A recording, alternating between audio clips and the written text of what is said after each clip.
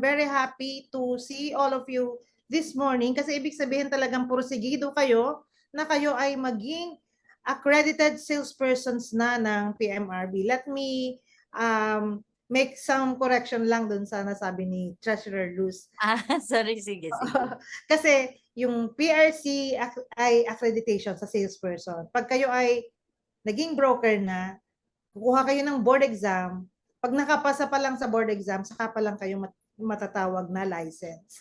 So kahit kumuha kayo ng BSREM, nag-graduate kayo doon, as long na hindi kayo nakakapasa ng exam, ng board exam, hindi pa kayo matatawag na licensed broker. Okay? So for now, under ng real estate broker, ang real estate salesperson. Okay, for your questions, please compile and we will answer them later. Now we go to our main topic, which is the Code of Ethics and Responsibilities for Real Estate Service Practitioners.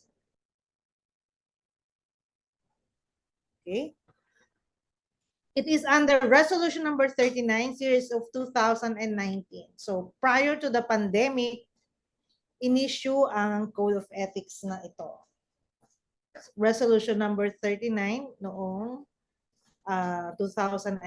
Ngayon, sino-sino ba ang mga real estate service practitioners na sinasakop ng Code of Ethics na ito? Code of Ethics for short. If you remember during your lecture on RA 9646, sa Section 3G, nakaspecify doon sino-sino ang mga real estate service practitioners. So they shall be referred to and will consist of the following. Sino-sino ba ang mga RESP? Okay? Tayo kasi mga real estate service practitioners. Tandaan niyo yung word na service. Kasi ngayon, kaya tayo nandito sa PRC because we are professionals. Dati kasi nasa DTI tayo. Noon tinuturing na business, ngayon itinuturing na service to. Now the first is the real estate consultant. Ano nga ulit ang real estate consultant? A duly registered and licensed natural person who for a professional fee, compensation, or other valuable consideration offers or renders professional advice and judgment on, saan siya nagbibigay ng judgment on the acquisition, yung pagbili pa lang ng isang property, enhancement, paano i-enhance, paano pagagandahin pa yung property na yon, preservation, paano ipe-preserve yung natural contour, for example, yung mga nandoon na mga puno, utilization, paano gagamitin ang isang property, or disposition of lands or improvements thereon. Kasi ang real estate consultant, pinag-aaralan niya lahat ng aspect ng isang property, kung paano yon magkakaroon ng highest and best use. Kaya nga even yung mga pH, acidity ng lupa, anong environment niya, pinag-aaralan niya ng real estate consultant. And ano pang ginagawa ng real estate consultant? The conception, planning, management, and development of real estate projects. So mula sa conceptualization, pagpaplano, and pagmamanage, paano ibebenta to, sino ang target market, paano i-develop, anong mga dapat ilagay dyan, pinag-aaralan niya ng real estate consultant. So yung mga developer projects na binibenta ninyo, yan ay pinag-aralan ng real estate consultant. Now, number 2. Based on this, pwede kayong sumagot para interactive tayo. Sa mga pictures na to, ano yung number 2? Sino ang susunod na real estate service practitioner? Based the picture, walang sasagot. Okay, number 2 is the real estate appraiser. So nakita niyo yan, nagsusukat sila, di ba? Kasi kailangan ng maraming kaalaman sa math pag ikaw ay isang appraiser.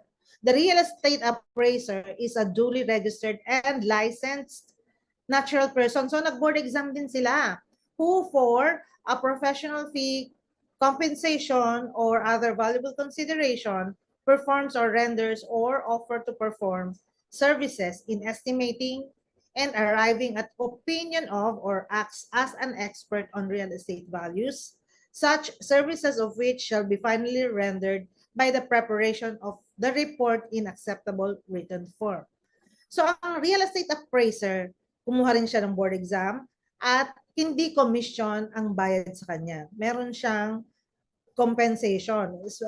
Pwedeng fixed or pwedeng ibayad sa kanya for example, unit or car. Depende sa usapan nila ng principal niya.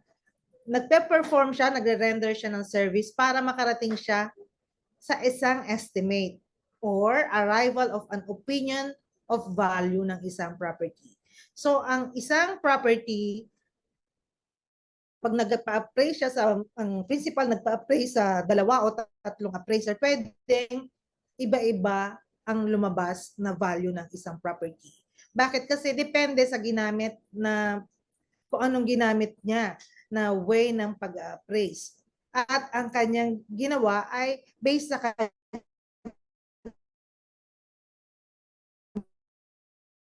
kanyang opinion, calculations niya, at kung anong kanyang mga ginamit na considerations. For example, market value ba ang kanyang ginawa or ang ginawa niya ba ay para ma-reconstruct yung isang property. So ayan ang ginagawa ng isang real estate appraiser. Siya ang number 2 sa real estate service practitioner. And the number 3 naman is the real estate assessor. So anong kaibahan ng real estate assessor sa appraiser? O, tama. May sumagot naman pala ng appraiser. Tama. Naka-mute ba kayo? Let me see. Pwede naman pala kayong mag-unmute. Okay? Ang appraiser naman, pareho lang ng kanyang ginagawa sa appraiser. Ang assessor, the duly registered and licensed natural person, licensed siya as appraiser. Pero siya ay nasa LGU, Local Government Unit, and performs appraisal and assessment of real properties including plants. Ano yung plants na sinasabi dito? Hindi ito yung mga plants ng mga plantito at plantito. Okay? Ito yung mga planta.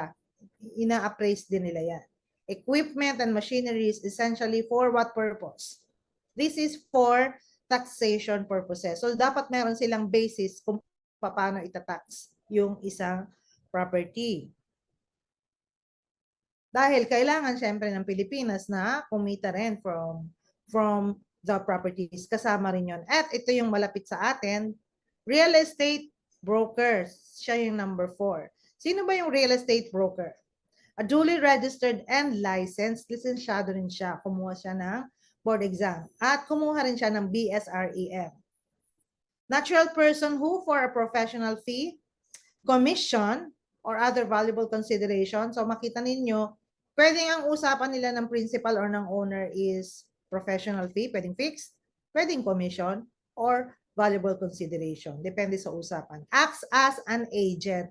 So ang mga broker ay ahente din. Kasi nag-aahente ka between the seller and the buyer of a party in a real estate transaction. So sino ba yung mga parties sa real estate transaction? Kasi yung broker daw, ahente siya ng isang real estate transaction. Ang real estate transaction, ang parties niyan ay either the seller or the buyer. So, 2 sides lang yan. Kaya yung iba magte-10-way, di ba? 3-way. Kailangan, 2 lang talaga sa usapan. Kaya minsan nag-aaway-away kasi minsan isang barangay doon, ang dami naghahati-hati.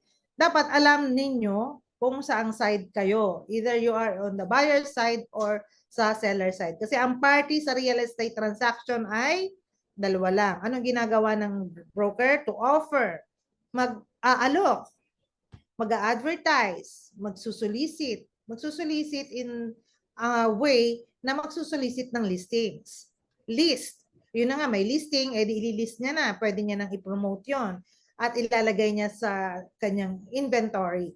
Promote, yan, magpo-promote sa social media, sa kanyang website.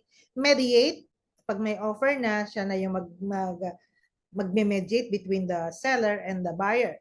Negotiate, tutulong din siya sa negosasyon kung bakit ba dapat bilhin to, bakit hindi pwedeng tawaran ng ganito. Kasi siya yung magbibigay ng justification sa property. or negotiate or affect the meeting of the minds on the sale. Pag sinabing meeting of the minds, anong ibig sabihin nun? Let me see in the chat box. Ano ibig sabihin ng meeting of the minds? Dapat kung nagbebenta na kayo ng real estate or kayo ay nag-deal ng properties or kahit anong mga kayo ay nagbe-mediate, anong meeting of the minds? Nare-reach ang meeting of the mind pag meron ng, yes, tama, may agreement na. Hindi necessarily contract. But parang yun na yung closing. Parang na-close nyo na kasi nag-agree na yung both parties sa mga conditions. So that's the meeting of the minds. Okay? So yun ang ating i-achieve. Pag tayo nagbebenta, dapat magkaroon na ng meeting of the minds. Nag-agree na sa terms and conditions. On the sale, pagbebenta, purchase, pagbili, exchange, pwede rin kasing mag-exchange ng properties, yung beach house ipapalit sa condo, mortgage sa sanla, lease or joint venture, pag lease or joint venture.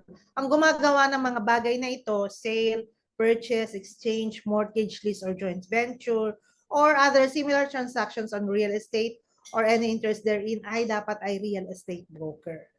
So sa definition ng RA 9646, ang may karapatan na gumawa nito ay hindi consultant, hindi appraiser, hindi assessor, but the real estate broker. Now, sino yung panglima? Let me see habang hindi ko pa inilalabas yung panglima, sino?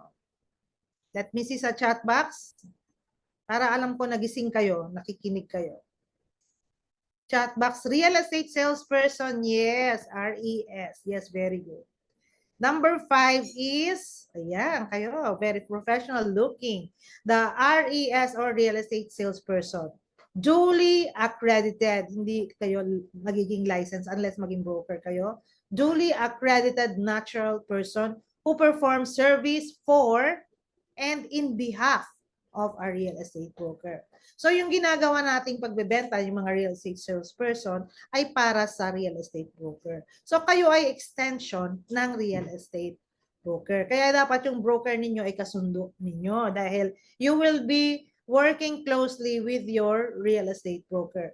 Yung real estate broker is the one who is registered and licensed by the Professional Regulatory Board of Real Estate Service. So, sino ba again ang Professional Regulatory Board of Real Estate Service? Sila yung PRBRES. Ito yung logo nila. Yan, kita nyo yung cursor ko.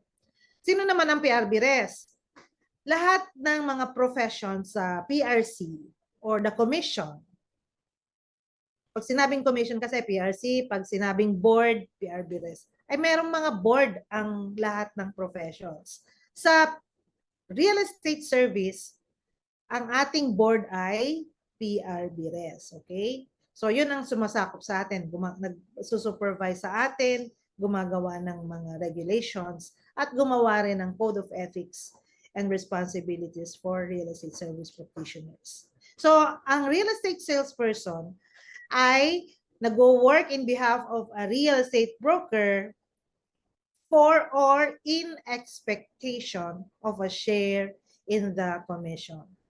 So, nag-expect naman kayo. At yun naman ang pinangako sa inyo ng broker na kayo ay may share sa commission or professional fee na tatanggapin ng broker. So, kailangan talaga pag kayo ay mag-work with a real estate broker, you have dapat meron kayong agreement in writing. You must have a contract.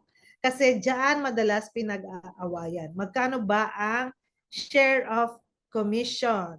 Okay? Magkano yung sharing ninyo? Hindi kayo pwedeng humingi ng sobra sa pinagkasundaan ninyo. Or ang broker naman hindi pwedeng magbigay ng kulang sa agreed sharing ninyo. So ano yung inyong pinag-usapan? Dapat in writing yan. Share in the commission, professional fee, compensation, or other valuable consideration. So I hope this is clear to you. At ang mga real estate salesperson, hindi sila pwedeng magpapa-accredit sa broker tapos magsasarili na. It's against the Code of Ethics pa rin. Okay, makikita rin nyo yan mamaya kung ano yung violation doon. Now, again, for RA 9646, sabi dito sa Article 2, binasa siguro sa inyo ito nung first day of session ninyo.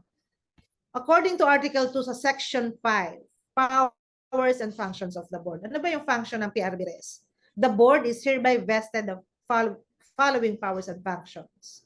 Among them, sa Section F, nakalagay doon, Section F, adopt a national code of ethics and responsibilities to be strictly observed by all licensed real estate service practitioners. So, hindi lang naman nailagay dito yung registered. Kasi kayo registered kayo and accredited.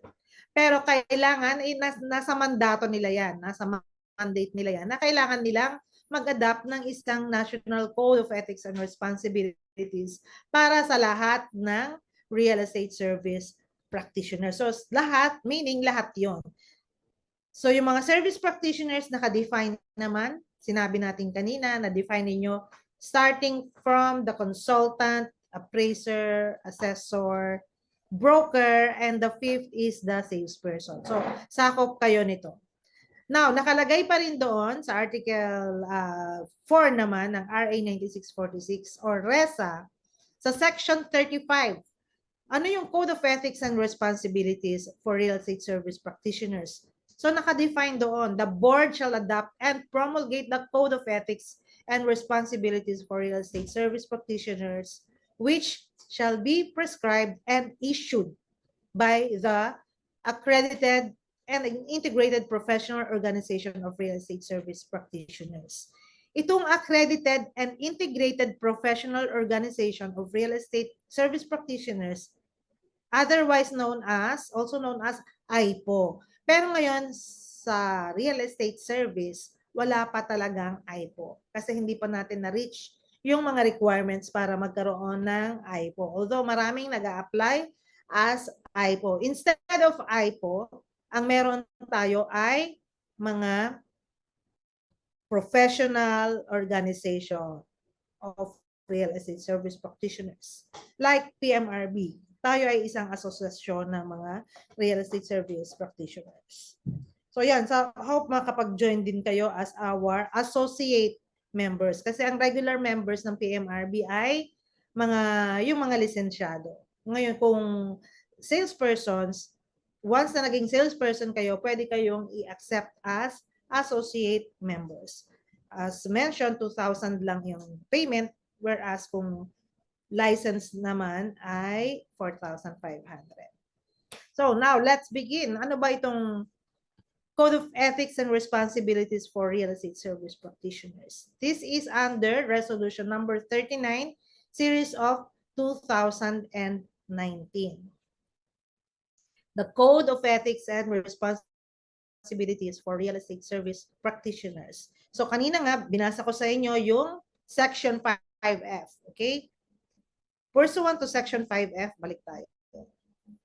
Article 2 and Section 35, Article 4 of Republic Act number 9646, otherwise known as the Real Estate Service Act of the Philippines, or RESA for short, the Professional Regulation Commission or the PRC, ito yan, Commission, through the Professional Regulatory Board of Real Estate Service or yung board, hereby adopts and promulgates the Code of Ethics and Responsibilities for Real Estate Service Practitioners. So ito na yun.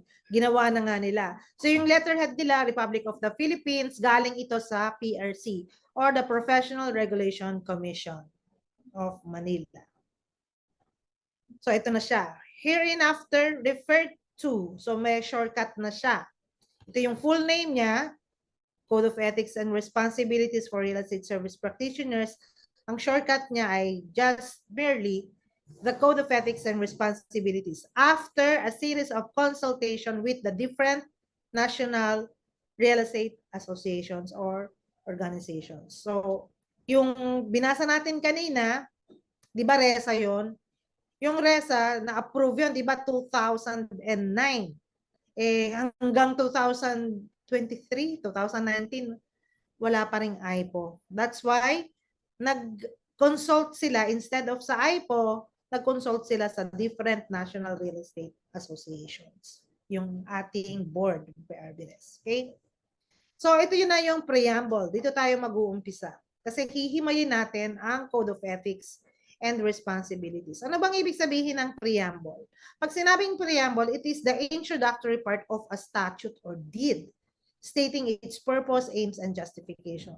So, nakalagay dito, the real estate service practice, ayan, is an honorable profession. So, napaka-honorable. Ano ba sa Tagalog yung honorable? Honorable daw yung may honor. Meron tayong honor dito sa profession na to. That has a vital role in the social, political, and economic development and progress of the country. So, meron talaga tayong papel na ginagampanan sa social, political, and economic development and progress ng ating bansa. That's why, ayan, honorable to. With highest regard for the mandates of the law, the board or PRBRES aspires to produce, kailangan magkaroon tayo ng mga production ng mga real estate service professionals. Develop, katulad ngayon, umaattend kayo ng seminar, dinidevelop namin kayo. And nurture, inaalagaan ang core of technically competent. Kailangan syempre competent din yung mga mapuproduce natin na mga professionals. Responsable, responsable, and respected professionals. So, as the words itself, kailangan tayo ay kagalang-galang na mga professional whose standard of practice shall be nationally and globally competitive. Pag sinabing globally competitive, hindi lang yan sa Pilipinas, but sa buong mundo. Okay? Globally competitive, ibig sabihin, worldwide. Toward this end, the Code of Ethics and Responsibilities is hereby adopted and promulgated to govern the duties and responsibilities. Ayan, duties and responsibilities, malalaman natin ngayon kung ano ang ating mga duties, tungkulin, and responsibilidad. Okay? Of the real estate service practitioners, kanino? Kanino tayo may pananagutan? To the general public, sa publiko, the government, sa pamahalaan, the client, yan most especially sa ating mga kliyente na siniserbisyo. Fellow practitioners, yung kapwa natin, mga professionals, real estate practitioners. Like yung fellow salespersons ninyo sa inyong mga offices or yung broker ninyo, okay? And the IPO. So wala pang IPO. In lieu of the IPO, we have the associations. Now we go to Article 1. Ano yung scope and coverage of the Code of Ethics? Punta na tayo sa kung ano yung kanyang kung saan nakasasakupan. So makita nyo ito, Code of Ethics and Responsibilities, pirmado ito ng ating mga board and chairman of the board. Okay, board members and chairman of the board. As used in this code, the real estate service profession shall embrace, so yung ating profession, sa inyong kaso, it will be salespersons. Okay, sa amin naman as brokers, sa amin naman, meron ding consultants, appraiser, and real estate brokers. Ayan. Ano yung sinasakop niya? Shall embrace all acts. Lahat daw ng mga acts, yung mga binanggit ko sa section 3G. Di ba? Kanya-kanyang mga acts yun. Anong pwede nilang gawin? Sa broker, yun ang pwede nilang gawin. Mag-list, mag-promote, mag-mediate, effect the meeting of the minds. Ayun ang pwede nilang gawin. Yung mga real estate salespersons naman, ine-extend ng broker ang kanilang acts na yun. So, pwede nyo rin gawin yun. Basta mayroon kayong permiso at accredited kayo sa isang real estate broker. Okay? All acts of the real estate consultants, appraisers, assessors, brokers, and salespersons as provided for in Section 3G. Ayan nga. Article 1 and Section 27, Article 4 of RA 9646, as well as of juridical entities. So pag sinabing juridical entities, what does it mean? Let me see in the chat box kung alam ninyo at kung nakikinig kayo or kung alam nyo kasi hindi pa natin pinag-aralan. Ito ay hindi individual. So pag hindi individual, ibig sabihin ay corporation. Yes, very good. Ang gagaling naman ng ating mga participants. Sila ay firm or corporation. So applicable rin sa kanila ang Code of Ethics and Responsibilities na ito. Yes, very good. Thank you so much for answering. So ito ay applicable din hindi lang sa individuals but sa mga corporations or sa mga firms na engaged in the practice of real estate service. Nagbebenta rin sila, nagpapalis din sila in accordance with anong sumasakop sa kanila, Section 32 na Section 32, Article 4 of RA number 9646. This code shall provide for the standards. Ayan na, standards. Meron tayong standard na sinusunod at mataas ang standard natin that will guide the real estate service practitioners, tayo yon, in the lawful, ayon sa batas, ethical. Yung ethical, ang basis natin sa ethics ay ito ba ay tama o mali. So tinuturo yan sa bahay, sa church.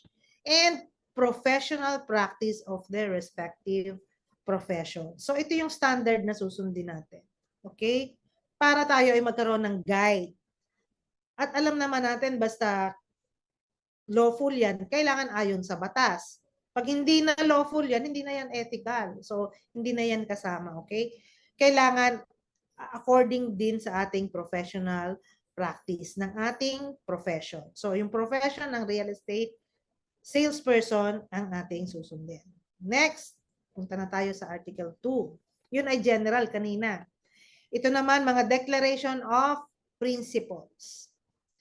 According to Section 1, the real estate service practitioners or practitioner for short shall uphold the Constitution and all the laws. So balik tayo. Dito muna tayo sa Section 1. And all the laws of the Republic of the Philippines. So, alam na naman natin kung ano yung mga bawal.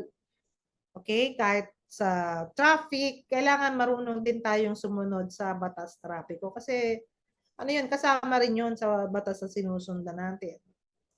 For example, yung mga, ano din, basta lahat ng may kaparusahan, ayun ay bawal. So, hindi natin gagawin yun. Okay? Lalo na tayo ay real estate service practitioner.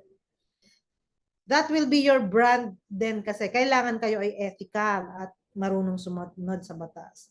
For example, nakita kayo ng client ninyo, tumawid kayo sa hindi dapat tawid. Ay, di ba ano yun, salesperson ko yun na, ito yung nag-aahente sa akin, ba tumawid siya ng ano, bawal yun kasi makikita sa inyo na hindi kayo sumusunod sa batas. Okay, now, Section 2, the practitioner shall exercise the profession with utmost. Pag sinabing utmost, ito na talaga yung sukdulan. Okay? Ito yun ang pinaka utmost integrity, yung ating integridad, di ba? Kailangan meron tayo ay very firm sa ating yung integridad natin, firm tayo na hindi tayo nanloloko. For example, integrity mo, masisira ang integrity mo, for example, nag-misrepresent ka sa isang property na ino-offer mo sa client mo. Sinabi mo, it includes aircon, microwave, free. Pag-deliver, wala naman pala. So, nasira na yung integridad mo kasi hindi ka nagsabi ng totoo or hindi ka nag-verify kung talagang totoo yun. So, mawawalan ka na ng kredibilidad kasi yung integrity mo nasira na. So, let us remember to only offer to our clients kung ano lang yung sinabi ng developer mo or approved ng developer. So, hindi ka pwedeng mag-promise para lang makabenta na hindi naman matutupad. Otherwise, kung nag-promise ka ng ref, ng aircon, ng microwave upon delivery, para ma-maintain mo yung integrity mo, ikaw ang mag-abono. Okay? Otherwise, kung hindi mo kayang gampanan yan, hindi mo kayang panindigan, wag mo na lang ipangako. Okay, kasama na rin dyan yung appointment time. For example, appointment nyo 9 o'clock, dumating ka alas 10. Wala ka ng integridad noon. Galit na yung client mo, umalis na. Okay? That's part of your integrity and also part of your branding. So remember, kung lagi kang huli, ayan ang brand mo, lagi kang si huli. Okay? Fidelity, yan, kasama na dyan yung fidelity is loyalty. Okay? Loyalty mo sa client mo, sa developer mo. Responsibility. So alam naman natin yung ating mga responsibilidad as real estate salespersons or real estate service practitioners. Hindi porke kayo ay salespersons na kayo ay under sa inyong broker ay hindi na nyo iaangat ang inyong sarili at wala kayong responsibilidad. Minsan nga, aminin natin, ang mga real estate salespersons, marami dyan mas magaling pa sa kanilang mga broker. Mas madiskarte. Why? Kasi minsan, mga millennials, di ba? Mga salespersons, mga bata pa. Although wala naman akong nakikita sa inyo ng mga Gen Z, mga millennials siguro. But syempre mas technologically adept kayo. So mas magaling kayo ngayon sa internet, for example, sa technology. But ayun nga, kasama na din doon na meron tayong responsibilidad din sa ating broker. Hindi natin sila iiwanan. Okay? Lalo na sa inyong kliyente, meron kayong responsibility. At kasama na dyan ang fidelity nyo sa inyong broker, sa inyong developer.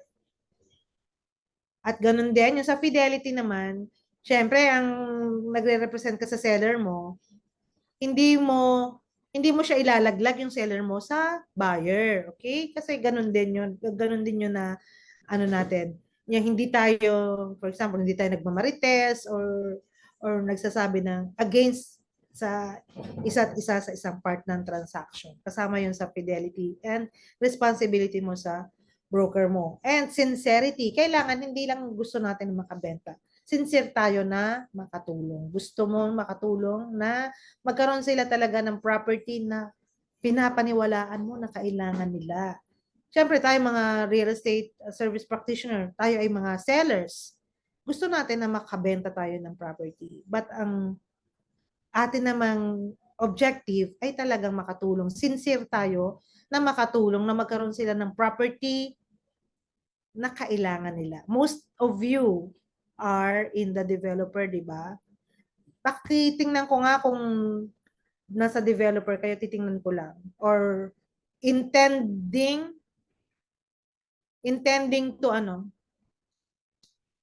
to work for a developer. Number 1, please write 1 kung magde-developer kayo or 2 kung brokerage. Let me see sa chat box. 1, 2. Gusto niyo mag-brokerage. So, hati. So, either way, whether developer or mag-general brokerage kayo, ang main objective natin dyan, sincere tayo ay makatulong sa ating mga clients. Okay? Hindi yung makabenta lang tayo. Minsan nga dapat i-give up na natin totally kung wala silang pambayad, magre-reserve lang. So yung mga susunod na monthly, o paano na, di ba? So sa halip na nakatulong ka, nawalan pa sila ng pera kasi hindi nila maitutuloy. Ang galing-galing mong mag-convince. Na-convince mo pero deep in your mind, alam mo talaga hindi nila maitutuloy, magre-reserve lang yan. Okay? So hindi natin ginagawa yan. We have to be sincere. And of course, respect, respeto, and courtesy. Ano yung courtesy? It applies also to respect and courtesy applies also to our broker. Okay? Kailangan nire-respeto rin natin yung ating broker. Hindi tayo basta-basta magbebenta nang hindi alam ng broker ninyo. Kasi ang broker, ilan ba ang capacity ng pwedeng i-accredit ng isang broker? Let me see if you know the field you are going into. Sabi ni Feby, 20. Yung iba, 20. So, kita niyo, ang isang licensed broker, 20 lang ang pwede niyang i-accredit sa kanyang license. Hindi siya pwedeng mag-exceed doon. If you are the lucky one na among doon sa 20, kailangan naman ay suklian naman natin yung broker natin ng yan, respect and courtesy. Okay? Fidelity. maging ano naman tayo sa kanya, maging loyal naman tayo sa broker. Kasi tuturuan ka niyan, i-mentor ka niyan, papa-attendin ka ng mga seminar. Minsan nga, ililibre ka pa ng seminar, di ba? So, deserve ng broker ninyo ang respect at courtesy. Huwag kayong magsasarili kasi akala ninyo minsan naka one time kayo, pero minsan kailangan din ninyo ng tulong ng inyong broker. At saka magaan sa loob yan na lahat ay happy kasi hindi nagiging magaan ang isang trabaho na merong naargabyado. Okay? So I hope that is also clear. Thank you for your answers. Now let's go to the next. Section 3. The practitioner shall comply with the policies. May mga polisiya yan policies. Ano yun, kailangan may compliance kayo. Pag sinabing compliance, susundin natin yan. Kasi polisiya yan policies, rules, regulations, promulgated by the board, PRBRES, and the commission, and by PRC. So, ano ba yung mga policies, rules? Inilalabas nila yan, katulad niyang ito ng section resolution number 39 ng series of 2019. Nilabas na nila yan. So, kailangan natin sundin yan. Ano pa yung sinabi nila? Kailangan mayroong authority to sell, lalo na yung mga magbo-brokerage. Huwag kayong magbebenta ng walang authority to sell galing sa owner, ang mga broker ninyo. So, yung binibigyan ng authority to sell according to RA 9646, kasi although hindi naman nakaspecify doon, broker yan. Kasi sila yung may karapatan na magbenta. So, ini-extend ng broker sa mga salespersons ang kanilang authority. Ibig sabihin ng ini-extend, ina-allow kayo na ipagbenta sila. Okay? At sabi naman ng board, kailangan pag nagpo-post kayo, nakalagay doon ang inyong credentials sa posting ninyo. Pinag-aralan yan sa RA 9646.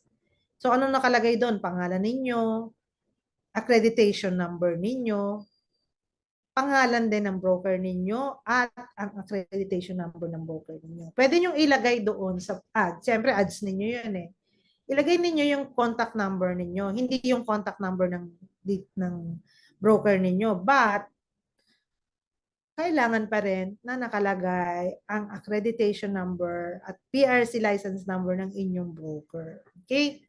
Ayan ay mandated by, ayan ay for compliance according to PRBRES and of course with the approval of the commission or PRC. Kung wala pa kayong accreditation, hindi pa kayo pwedeng mag-post. Okay? Huwag masyadong matigas ang ulo. Huwag muna kayong mag-post. Ilagay nyo muna na ang accreditation number ng broker ninyo. The practitioner shall uphold the generally accepted local, ayan ba? Local and international technical and ethical standards. Kailangan yan i-uphold natin yung generally accepted local and international technical and ethical standards. So kailangan, ano bang standards natin? Kailangan syempre pag nag-post ka, you as the salespersons, maayos naman yung pananamit natin sa pictures natin, okay? Kasi sinesearch siya ng mga buyers ninyo o yung magpapalist sa broker ninyo. Although sa inyo magpapalist, sabihin nyo sa broker nyo para yung broker nyo ang kumuha ng authority to sell. Ngayon, sasabihin ninyo, client ko naman to hindi naman to sa broker ko dapat ko pa bang ipagpaalam? Siyempre, ipagpaalam mo pa rin kasi yung accreditation mo nga, nakuha mo dahil sa broker mo. Ngayon, kung ikaw ang mas may trabaho, pumayag naman si broker mo, pwede kang humingi ng mas malaki. Sasabihin mo sa broker mo, pwede ba ganito na lang ang sharing natin? Kasi ako naman ang magtatrabaho lahat. Sabihin mong gano'n. Pwede ba ganito na lang ang sharing natin? So magbibigay ka ng figure na hindi nyo standard. Pag nag-agree naman yung broker niyo, okay lang yun. Pag hindi siya nag-agree, kailangan i-justify mo. Okay? Kung maganda naman ang paliwanag mo, talagang ikaw magtatrabaho, accredited salesperson ka na, ikaw yung nag-list, ikaw ang nag-put ng website, ikaw pa rin yung nag-viewing, lahat ikaw ang gumawa. Diba? Madja-justify mo yon. But, kailangan mo pa rin magpaalam sa kanya. So, ano pa ba yung, yan ang part ng ethical standard na sumusunod ka pa rin. Okay, related to the practice of the profession. Hindi ka pa rin magsasarili. Ngayon, nasa na tayo? Local and international technical and ethical standards related to the practice of the profession. Number 5, the practitioner shall promote the values of camaraderie.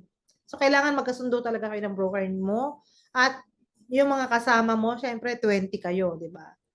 20 kayo, may makakasama ka na nagsiservice din. Walang professional jealousy dapat. Kailangan, sabihin mo sa broker mo, mag-ano naman tayo, mag-bonding naman tayo, mag-team building naman tayo, di ba? Kung marami kayo, para nakikilala nyo rin yung mga kasama nyo, para meron kayong camaraderie, unity, solidarity, and synergy in your professional relationship. Okay, balik tayo doon. Okay?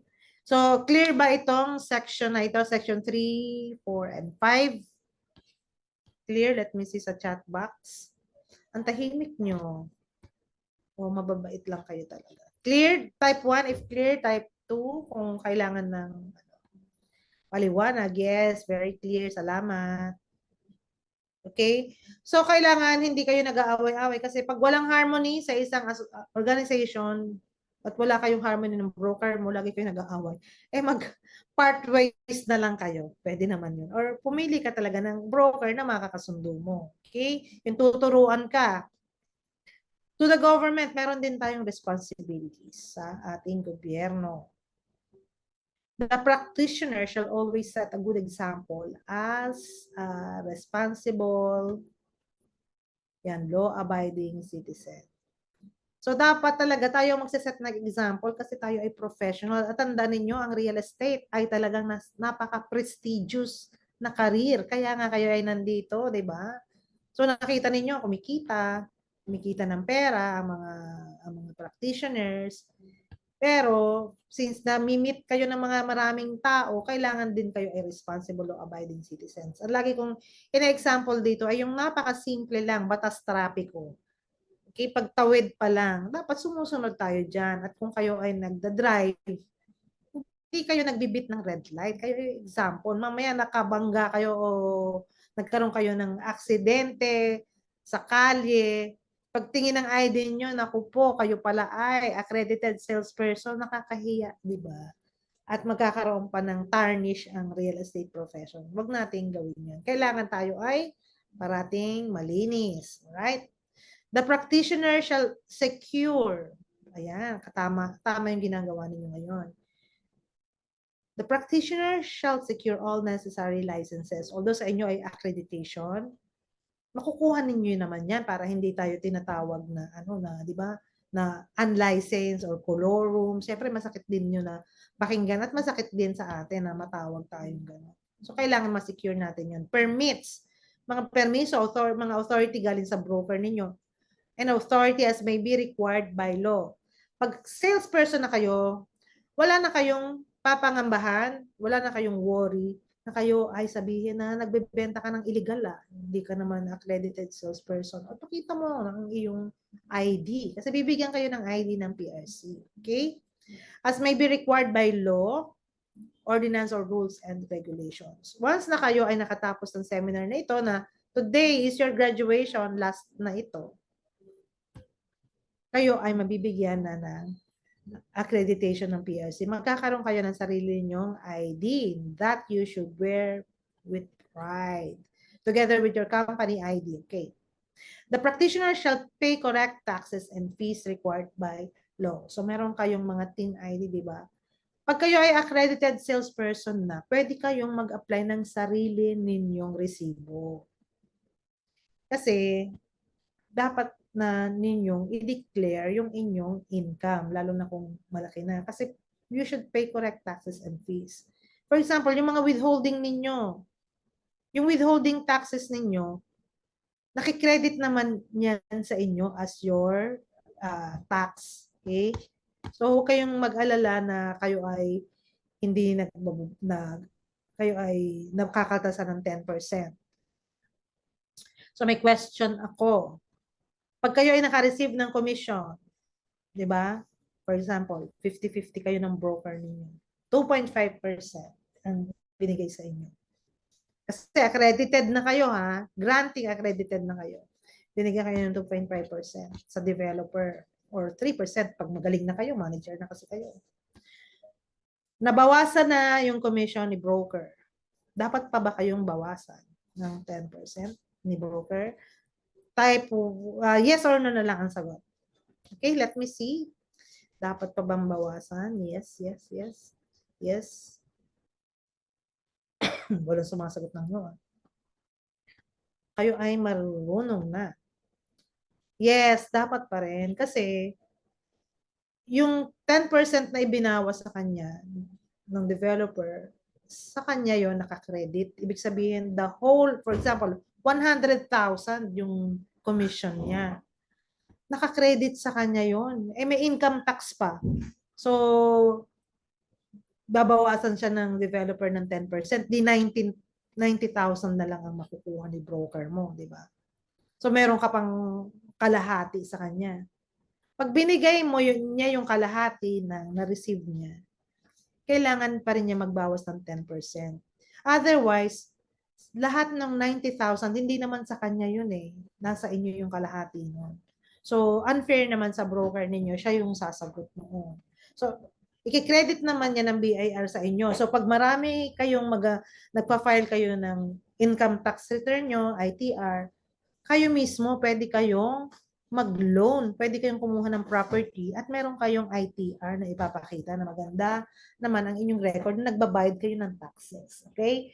So, although nag-deduct na yung developer sa broker ninyo, it's fair na mag-deduct din si broker. Unless willing talaga siya na isagutin pati income tax nyo. Pero yung mga broker hindi ginagawa yan kasi malaki rin ang gastos ng maging isang real estate broker. Maraming binabayaran na mga fees. Kasi every 3 years magre-renew ka ng license. May bayad 'yon. Marami pa mga a-attend ng mga conferences, ng mga seminars para maka-renew ng license. So malaki rin ang gastos ng inyong mga broker. Okay?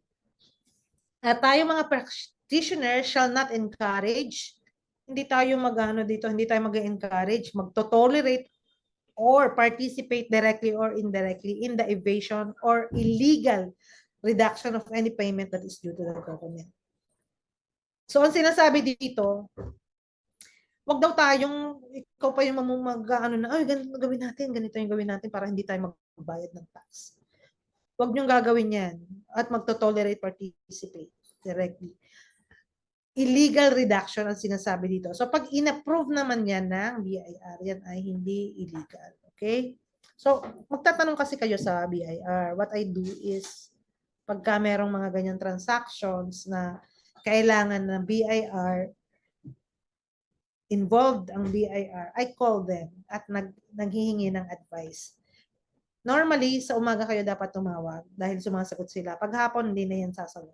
Okay? Kung may problema sa BIR, tawagan ninyo sila para ma-resolve yung problema ninyo. But, yung mga illegal na reduction, evasion, hindi natin dapat tayo nagpa-participate dyan. Kung legal, pwede. Okay? Ang nakalagay dito ay evasion or illegal. Now, ano naman ang ating responsibility sa general public, sa publiko? Tayo, mga practitioner, this will be the, bago tayo mag-break, you will have a 5-minute break after pag 11 na dun sa watch ko. The clock ko pala. The practitioner shall contribute to the promotion of the common good. Ano ba yung common good? By engaging in social responsibility, activities, and initiatives. So, mag-contribute naman tayo, kumikita naman tayo. Kikita kayo once na kayo ay nagbebenta na. Okay? Ano ba yung social responsibility activities natin and initiatives? Ito yung mga tinatawag na CSR. For example, nagkalindol dun sa isang lugar, mag-contribute tayo ng kaya natin through our associations. Ang PMRB, gumagawa kami niyan. For example, namimigay kami ng mga goods, mga tsinelas, mga nasalanta, tinutulungan yung mga indigent na mga tao na magkaroon sila ng something. So, ginagawa natin yan. So, be part of that initiative. of that CSR activity.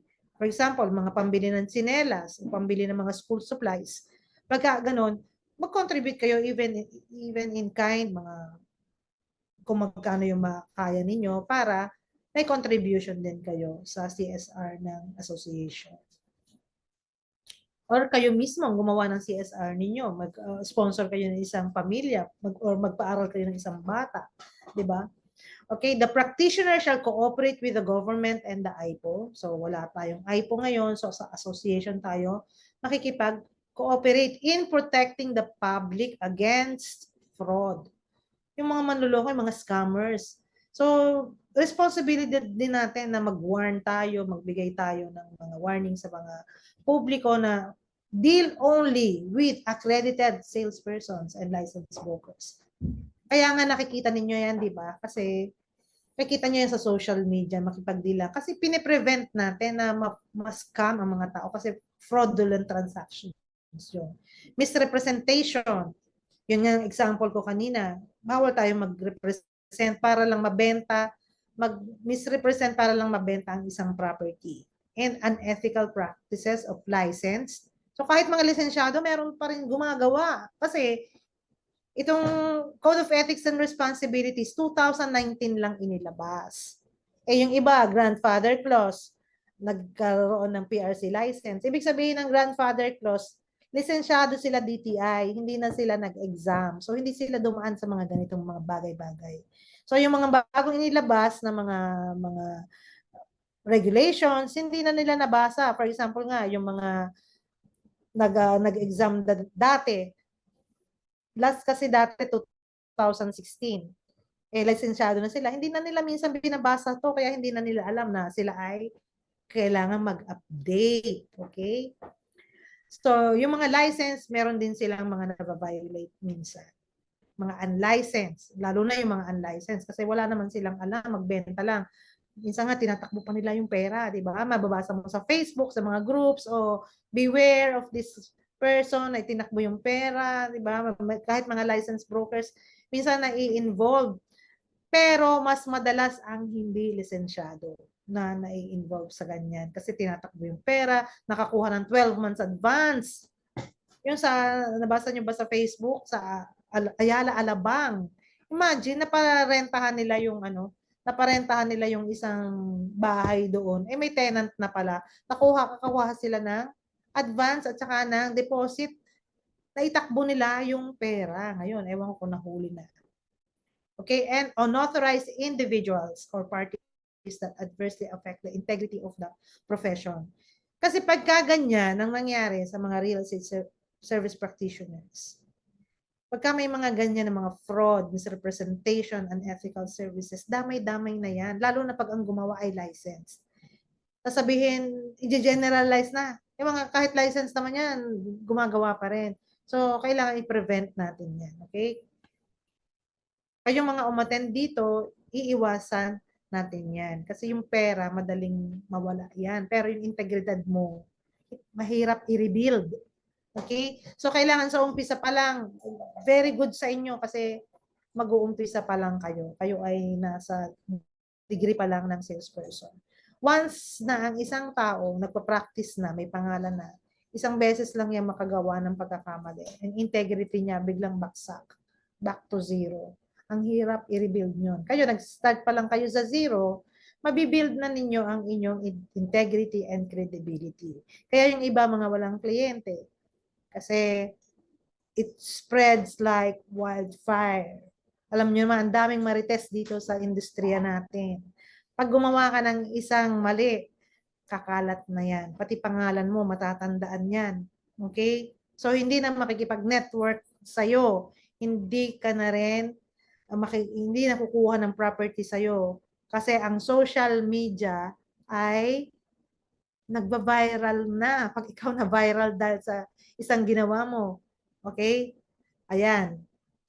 Matatandaan nila yan. Hindi na nila yan, hindi mo na maaalis yan sa internet. Okay? So, kailangan tayo ay laging nag-iingat sa salita at sa ating gawa. Yan, kasi ma-adversely affect, hindi lang ang integridad mo, integrity ng profession din. So, yung pa pala, kanina naalala ko.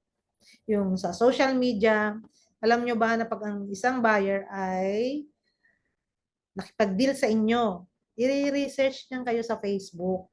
So, kailangan, tingnan ninyo ang profile ninyo, bisitahin ninyo ang profile ninyo. Magbebenta ka na. Ano bang suot mo?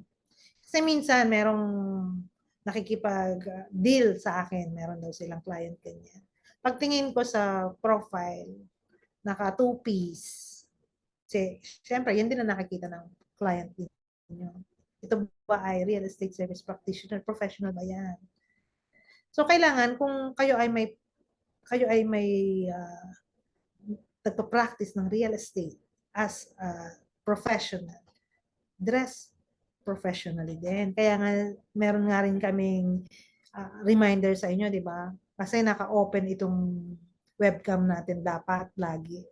So, dapat, ang suot ninyo ay maayos naman, hindi nakasando, lalo na kung makikipag-zoom kayo sa client, haharap kayo sa ano. Kasi may mga screenshots, di ba? Dapat kayo, pag binisita ang profile ninyo ng inyong kliyente, maayos naman kayo para mag-establish ninyo ang inyong credibility. Okay? So, ayan, that's very important. The practitioner shall enhance his or her competency. Competent ba? Proficiency and expertise in the practice by. Paano natin mai-enhance yan? Yung ating pagiging competent, proficient, and expert. Diba? Expert ka, for example, sa developer mo. Alam mo ba kung ano yung project mo? Alam mo ba kung anong ilang floor area yung mga units mo?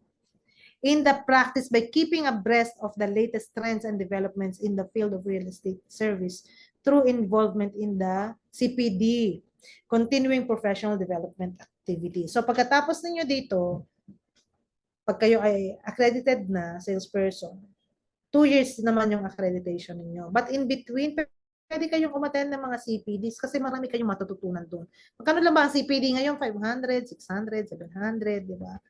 So, chicken feed yan in comparison naman sa inyong matututunan. So, parati kayong a-attend ha ng CPD, okay? Is that okay? Pa-thumbs up nga kung okay, attend kayo ng mga CPD, lalo na CPD ng PMRB. May I see ang inyong mga reaction? Nasa may mga reaction? May reaction ba tayo dito? Mga thumbs up. May I see? Okay? Ito, last slide muna bago kayo mag-break. The practitioner shall participate. Ayan, thank you so much. Thank you. The practitioner shall participate in the proactive development of real estate service by imparting knowledge. Ayan, mag-participate tayo.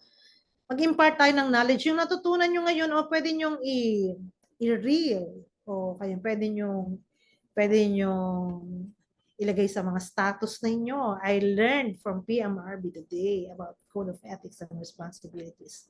Okay, technical training.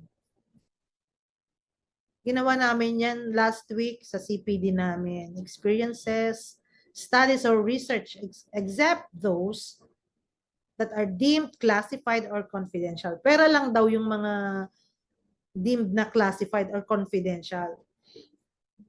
Pwede mo lang i-disclose yung mga yon kapag may consent yung mga parties or merong order ang court. Okay? Kasi kailangan mong ilabas. So, pwede ninyong i-share yan. Pwede kayong mag-impart ng knowledge. Maliban na lang doon sa mga confidential. Okay? I will be giving you a 5-minute break to get your coffee or grab a bite. And let's have some music. Direct, si Direct Angelo ng Secretariat. Okay? So, ayan. Break time muna tayo. Ano ba, saan na tayo natapos? This is to the general public ba to? Or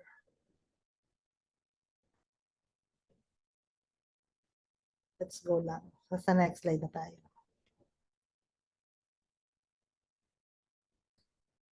As a client to, the practitioner shall fully and truthfully disclose. Yan, fully and truthfully. So, talagang ibibigay mo lahat. At magiging truthful ka naman. Disclose all pertinent and material facts involved in the engagement. So, nagbebenta tayo ng property. lahat ng material facts involved dun sa engagement, dun sa property na binebenta natin, kailangan nating i-disclose dun sa ating property, sa ating client. So, for example, meron namang nabenta naman tong property na to. For example, nagkaroon ng massacre doon sa ano, di ba? Nagkaroon ng massacre doon sa bahay na yon sa BF Homes. Kasi narinig ko lang din sa isang seminar namin. Ayun, dinisclose naman niya. Doon nangyari yung massacre. So alam ng mga buyer kasi pertinent yun eh, or may nagpakamatay doon sa property. Pertinent kasi yung kailangan mong i-disclose yung material facts involved in the engagement. Ngayon, kung despite doon na may mga multo pala doon sa bahay na yon, may mga espiritu pala doon, eh binili pa rin ng client mo, as long na dinisclose mo, hindi ka nagsinungaling sa kanya. So wala kang deception na ginawa. Pag dinisclose mo kung anong mga nangyari doon at binili pa rin yung property, ano na yon, you are in good faith in selling. Gusto niyang bilhin yon, so wala kang kasalanan doon. Okay? So ano pa ba yung mga yan, yung mga disclosure? Yung mga developer naman, kung for example, tinanong kayo, binabaha ba dyan? Alam niyong binabaha, edi sabihin ninyo na binabaha. Kung despite na binabaha yung property, binili pa rin ng client ninyo, eh ano yung swerte ninyo. Pero pwede nyo namang i-research yan, binabaha nga yung property. Pero anong ginagawa ng LGU para ma-mitigate yung baha? So nakita naman ninyo na gagawa pala sila, meron pala silang measures na gagawin, magkakaroon pala yan ng lalagyan nila ng mga tubo, mga pipes para hindi nabahain.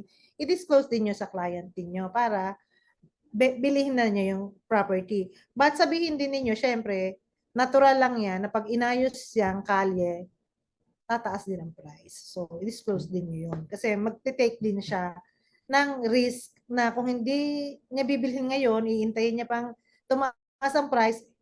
Remember, sa developer, quarterly ang appreciation ng price niya. So, the earlier they buy, the better for them. Kasi nagkakaroon na agad ng value, appreciated value yung property na binili nila. Okay? So, either way, whether you're in brokerage, general brokerage, or in project selling, you must fully and truthfully disclose lahat ng pertinent and material facts na involved sa engagement ninyo para hindi kayo babalikan ng client ninyo na hindi mo sinabi ganito pala yung property na binili ko. Bakit gabi-gabi may nagpapakita sa akin? Eh sinabi ko naman sa inyo, ma'am, di ba? So that's it. Now, the practitioner shall charge or collect professional fee which is fair and reasonable in accordance with real estate industry practice. So ano ba ang reasonable at fair sa ating practice sa general brokerage? Ilang percent dapat ang hinihingi ng broker? At least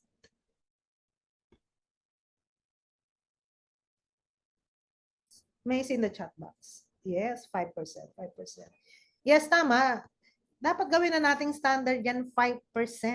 Ako mismo, hirap na hirap akong mag-explain mismo. Kasi, minsan pala, kasi, yung mga hindi licensed, yung mga unlicensed practitioners, pumapayag sila ng 3%. Eh kasi nga, hindi nila alam gawin yung transactions.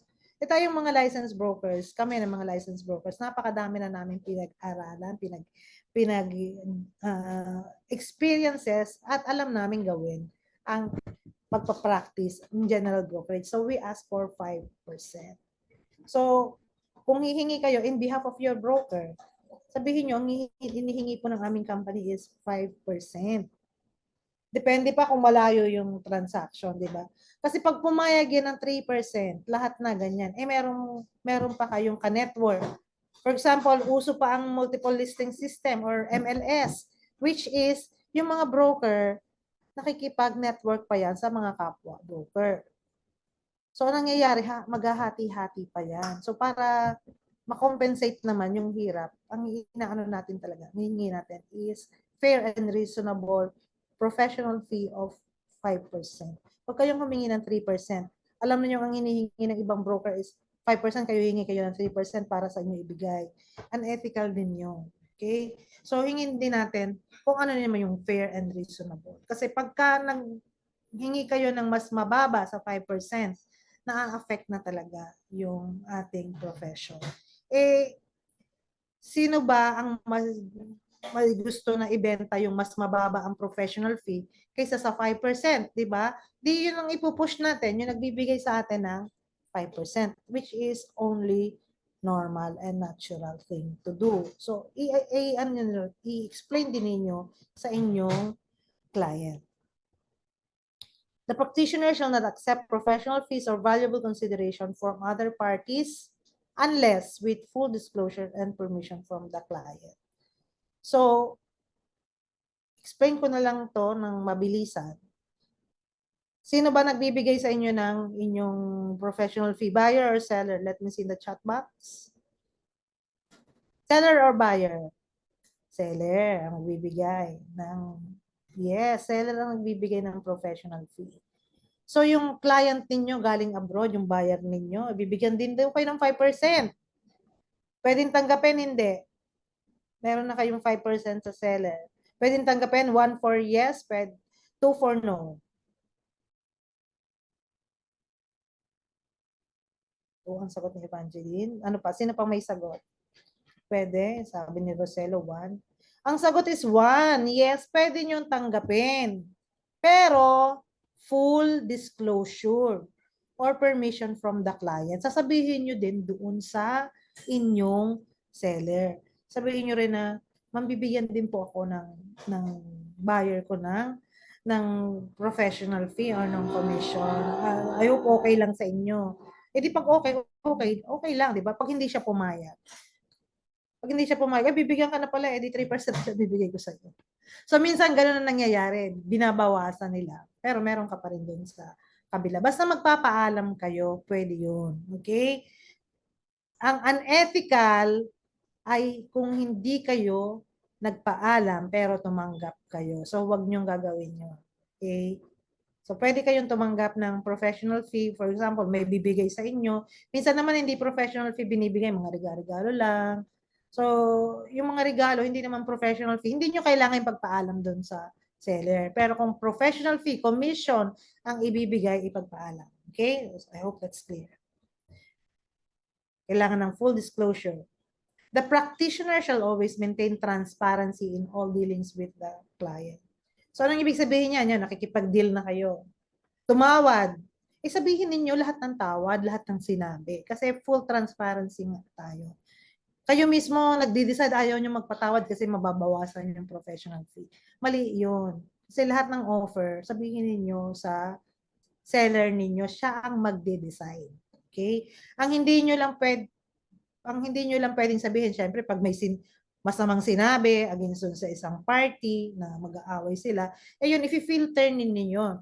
Pero, yung mga kailangan ninyong i-disclose, kailangan ninyong i-disclose. For example, yun nga, tumawad, or nanghihingi ng mga ganyan. Pag alam ninyo naman na hindi pwedeng ibigay, pag alam ninyo na sinabi na sa inyo, pwede nang kayong sumagot in behalf of your client. Pero pagka naman, for example, tatawad ng mga 200,000, ganito yung offer, nag-counter offer, sabihin ninyo. Kasi baka naman, pag ibinigay yun ng seller ninyo, ay matuloy yung deal. Okay? So, lahat ng ng deals natin, transparent tayo. Okay, ito pa rin to the client pa rin ito. The practitioner shall be honest and trustworthy and shall observe sincerity. Honest tayo, trustworthy. Anong ibig sabihin yan? Minsan sa atin ibinibigay yung pera. Huwag nyo nang tanggapin para hindi na kayo matempt na itago yan or baka magastos nyo pa. I-direction nyo, manager's check sa pangalan ng seller. Okay? Honest and trustworthy tayo sa lahat ng ating mga dealings. Observe sincerity, impartiality, fairness, and loyalty in his or her professional practice. So kailangan sincere tayo, impartial. Minsan kasi yung party natin, yung principal natin, for example, seller natin, ano siya, medyo masyado ng hindi na makatarungan yung kanyang hinihingi, for example. Bigyan niyo ng advice kasi as professionals, pwede kayong magbigay ng advice. So, ibig sabihin, impartial kayo na meron din kayong, binibigyan nyo rin ng protection yung kabilang side, yung buyer. Kailangan yung fairness and loyalty ay binibigay din nyo din sa kabilang side. Yung loyalty naman ninyo, this is applicable syempre dun sa client ninyo, kayo ay nasa seller side, hindi nyo siya sisiraan sa buyer. At yung broker ninyo, kahit merong kayong hindi pagkakaunawaan, for example, hindi nyo siya imamarites doon sa iba, hindi natin sisiraan yung ating mga, yung ano natin, di ba? Yung ating mga kasama. Ay, nandun din yan sa fellow practitioner. Sa client naman, yung principal ninyo, lagi ninyong ipoprotect. Okay? So, practice, sincerity, hindi lang makabenta lang. Ang aim talaga natin ay makatulong impartiality, fairness, and loyalty in your professional practice. The practitioners shall exercise good faith. So, kailangan talaga parang may halo ka na sa ulo mo eh. Kasi lagi kang in good faith in protecting and promoting the interests of the client vis-a-vis of the other client concerned. Hindi lang yung seller mo, kundi yung buyer mo rin. Kailangan lagi tayong in good faith. Hindi tayo manlalamang. The practitioner shall strictly observe client-practitioner confidentiality. So ano ba yung confidentiality? For example, magbibigay kasi yan ng ID, required kasi yan. For example, nag-provide sa inyo ng passport. Hindi natin ipopost sa social media or hindi mo i-share sa iba yan.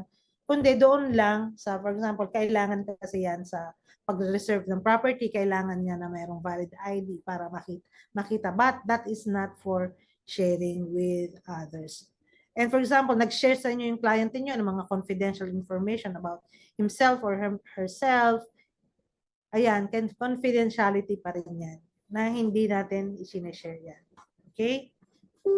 Confidentiality.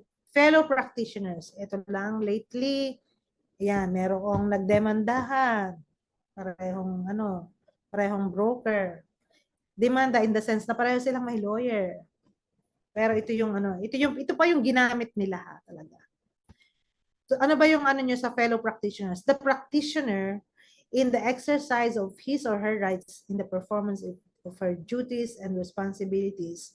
So ito, mag-a-apply ito sa inyong mga fellow practitioners, like makikipag-deal kayo sa appraiser, sa consultant, broker, co-salesperson.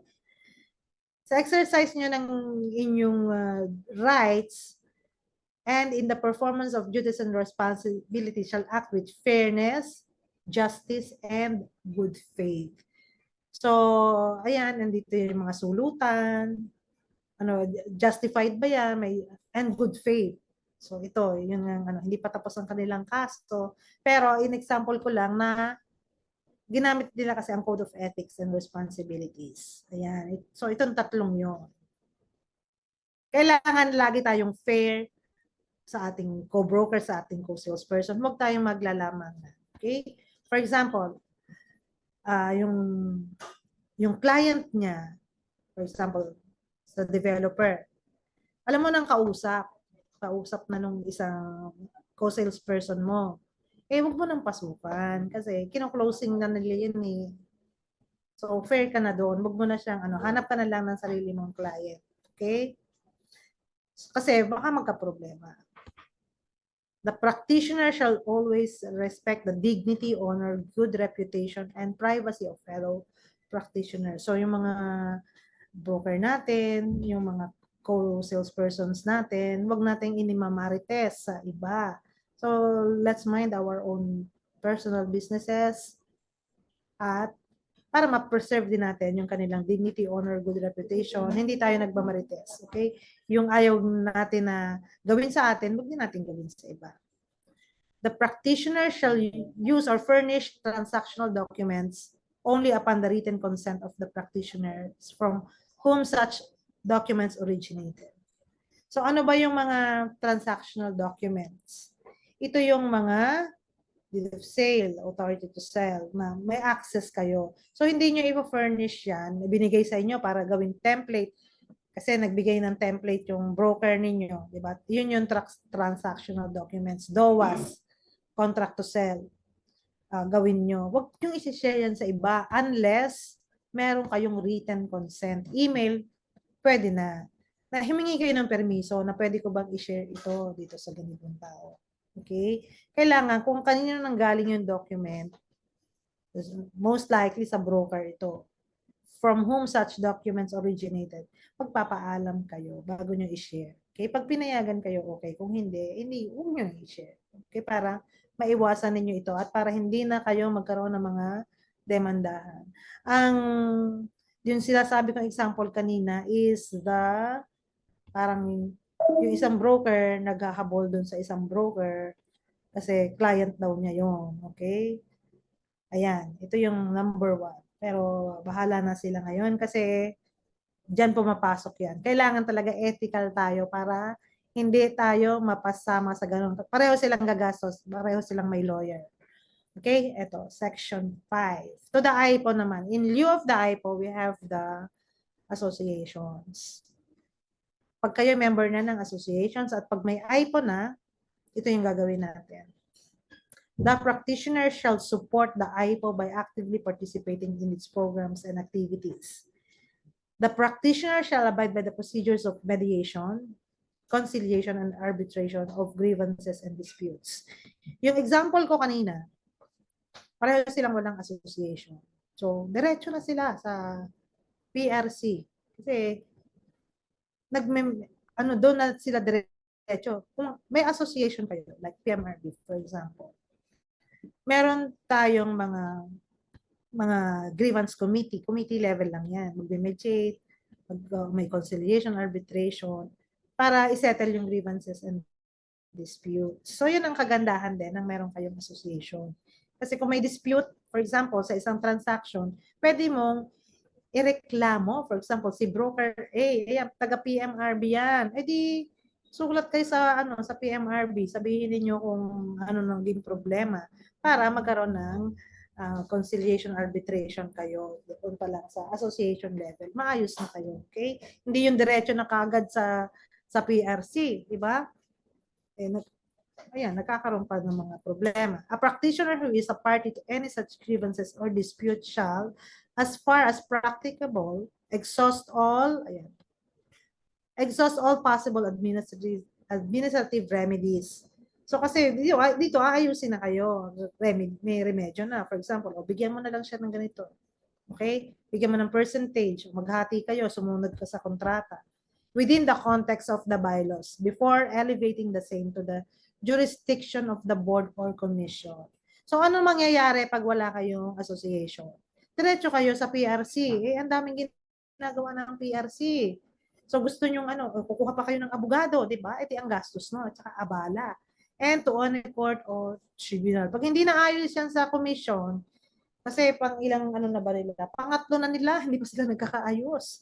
O pag hindi pa sila nagkaayos, pupunta na sila sa korte kasi hindi sila maayos doon. Okay? So, ayan yan. Article 4 naman, specific naman, mga specific duties and responsibilities na ito.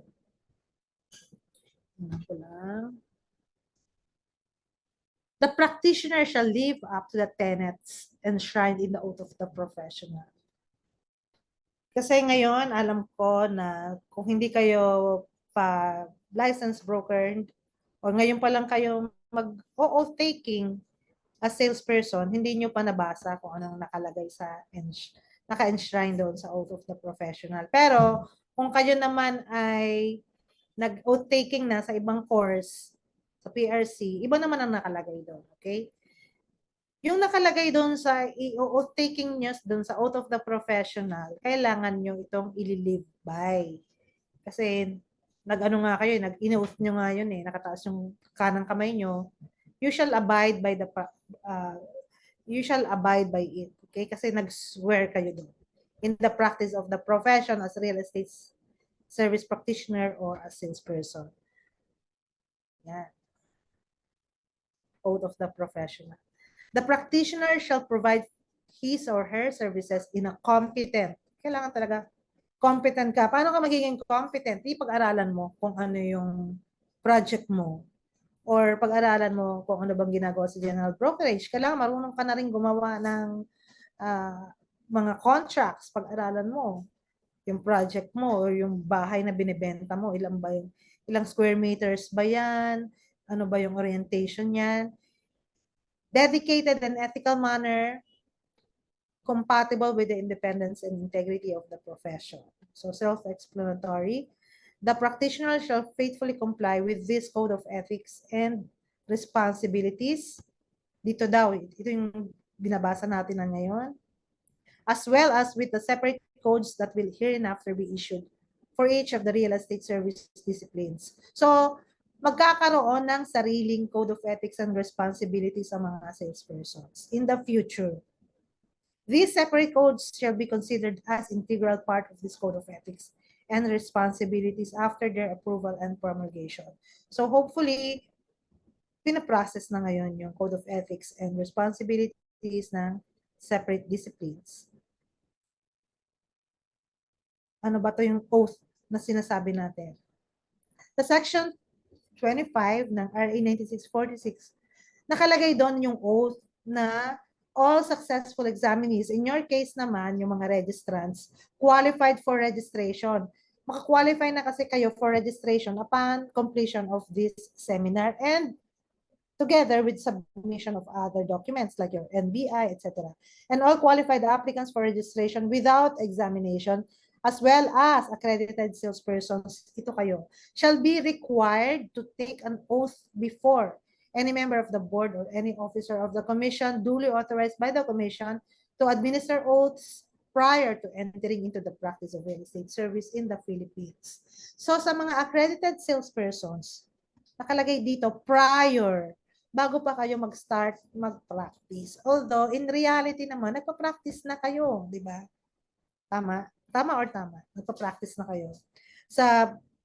But sa RA 9646, prior ito dapat, bago kayo mag-practice, ay kayo ay mag-take muna ng oath. Okay? So, ano ba yung nasa oath? Ito yung nakasulat sa oath. You can take a screenshot. Ayan ang nakasulat sa oath. Taimtim na nanunumpa na itataguyod ko at ipagtatanggol ang saligang batas ng Pilipinas. O so, na-take up na natin kanina yan. Na ako ay tunay na mananalig at tatalima rito. Ibig sabihin, susunod ka talaga sa ating saligang batas, sa Constitution. Nasusundin ko ang mga batas, mga utos na legal at mga atas na ipinahayag ng sadyang itinakdang may kapangyarihan ng Republika ng Pilipinas at kusa akong babalikatin ang pananagutang ito na walang anumang pasubali o hangaring umiwas. So hindi ka iiwas, hindi mo i-avoid yung pagsunod sa batas. Taimtim pa rin akong nanunumpa na sa lahat ng panahon at puok na kinaroroonan ay mahigpit akong manghahawak sa mga ethical at tuntuning profesional ng mga real estate salesperson sa Pilipinas at marapat kong gagampanin ng buong husay sa abot ng aking makakaya ang tungkulin at pananagutang iniatang sa isang itinakdang real estate salesperson. So yan ang inyong oath-taking. Pag kayo ay nag-oath-taking na. Kasi once na-approve na ang inyong application, ipapublish sa newspaper at saka sa prc.gov.ph ang pangalan ninyo para kayo ay mag-oath-taking. Okay? The practitioner shall faithfully comply with this code of ethics and responsibilities. Tapos na pala yan. Section 4. The practitioner shall honor and abide by its commitments with other parties, provided that such agreement is in consonance with the laws, public order, public policy, morals, and good custom of this code. So tayo ay kailangan mag-a-abide pa rin tayo sa mag-i-honor natin ang ating commitment sa ibang parties. ng transaction. For example, sa client ninyo, ang commitment mo sa kanya, lagi mo siyang sasamahan with regard to the purchase of the property. Ngayon, syempre, may commitment ka sa kanya. Pero, nakalagay niyan, provided that such agreement is in consonance with the laws. Pero gusto naman niya, samahan mo siya sa pamumundok para makibaka against sa ating rehimen, sa gobyerno. Susunod ka ba? Hindi. Syempre, in consonance lang with public order, law, public policy, morals, and good custom of this code. Kung labag naman sa batas ng pinapagawa sa inyo, or for example, gusto niya, o dalhin mo ito, deliver mo itong drugs doon sa aking kliyente. Bibilhin ko yung property mo cash. Siyempre, hindi na tayo susunod doon. Siyempre, nasa code of ethics yun. Huwag nating isa-sacrifice o magri-risk tayo ng ganon para lang makabenta. Okay? Yan kailangan ay in consonance with law, public order, public policy, morals, and good custom of this code, parate yung ating gagawin. So alam na natin yun. Sa ating konsensya, alam na natin kung ano ang tama at mali. Alright? So final provision na, Article 5. Subject to the requirements of due process, any. Pag sinabing any, syempre may due process naman yan. Pag sinabing any, ibig sabihin niyan, isa. Diba? Isa lang. Any violation. Isa lang na violation mo of this Code of Ethics. Sa RA 9646 nga, yung ano nyo, diba? Yung ating ano nga, diba? Yung sa Code of Ethics. Isang count yon, isang count yon. Shall rise to the imposition of sanctions such as reprimand. Papagalitan ka lang. Ayan siya. Oh, pinagalitan ka lang. Suspension. Pag may kasalanan ka, pwede kang masuspend. Or grave talaga yung ginawa mong kasalanan, pwedeng ma-revoke ang license ng isang broker. And other penalties pursuant to Section 19, Article 3, and Section 39, Article 5 of RA 9646, whatever is appropriate. So, review tayo ngayon. Penal Provision Section 39. Tandaan niyo yung Section 39. Nandiyan nakalagay kung ano yung mga penalties pag kayo ay nag-violate ng any one count, meaning isa lang yan, including violation of implementing rules and regulations. Pag license, magkano? Tingnan ko nga, pwede kayong sumagot. Naka-mute ba kayo? Pwede kayong mag-unmute. Kasi tapos na tayo. Magkano ang babayaran ng license? Pag siya ay nag-violate ng RA 9646, tingnan ko rin sa chat box. Magkano babayaran? Magkano? 100K. Uy, 100,000 plus 2 years imprisonment. Tama, 2 years imprisonment. Galing ah. Yes. Correct. 100,000 ang fine. Hindi ka makabayad, 'di ba? Hindi ka makabayad. Magkano ang babayaran? Magkano ano ang consequence? Hindi ka makabayad, wala kang 100,000. License ka, kulong. Tama? Ilang taon ang kulong? 2 years. Pag naman ang license, walang lisensya, pero nag-violate ng RA 9646, magkano ang babayaran? 200,000 in 4 years. Ang fine ay times to 200,000. Ilang taon ang kulong, walang pambayad, imprisonment, 4 years ang imprisonment. So, ayaw natin yan, di ba? Ayaw natin magkaroon ng matarnish ang ating pangalan. Okay?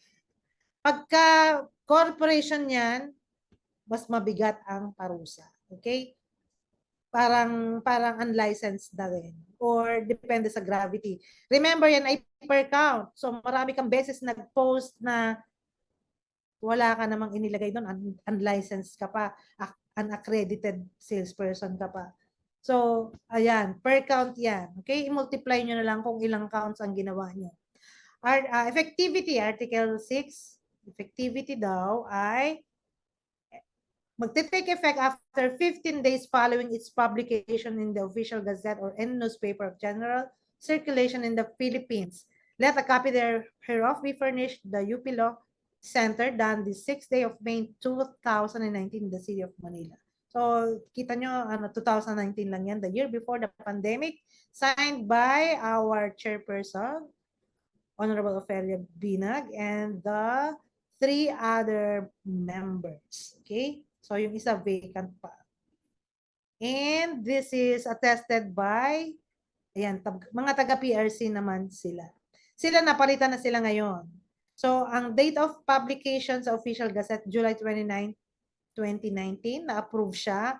May 6, pero na-publish siya July 19, and effectivity niya after 15 days is August 14, 2019. Okay? So, these are my contact details.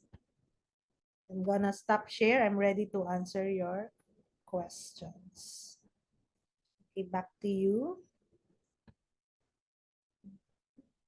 Back to our moderator. We have questions.